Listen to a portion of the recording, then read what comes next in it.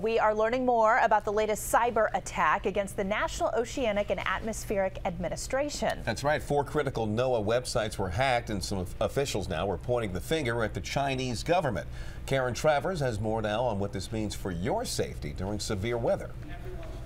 President Obama was in Beijing this week, where he and the Chinese president announced a significant agreement on climate change. But here at home, new suspicions about the Chinese government's role in recent hacking attacks. U.S. government computer systems are critical in times of severe weather, forecasting hurricanes and tornadoes, and potentially saving lives. The National Oceanic and Atmospheric Administration confirms that 4 key weather websites were recently hacked. And congressional sources tell ABC News as a result, the National Weather Service lost access to some of those critical images for days. U.S. officials are trying to determine whether hackers affiliated with the Chinese government are to blame. But one lawmaker said there's nothing to investigate. This is China. China's doing this. They're stealing us blind.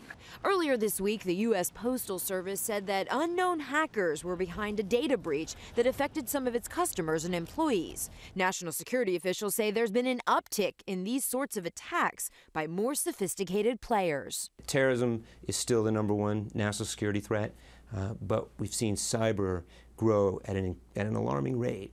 And the threats that we face, the number of actors, the number of breaches, this is a real problem. A big concern is that hackers could significantly disrupt the government's ability to provide timely weather information, and delays could mean life or death. Reporting from Northwest, Karen Travers, ABC 7 News.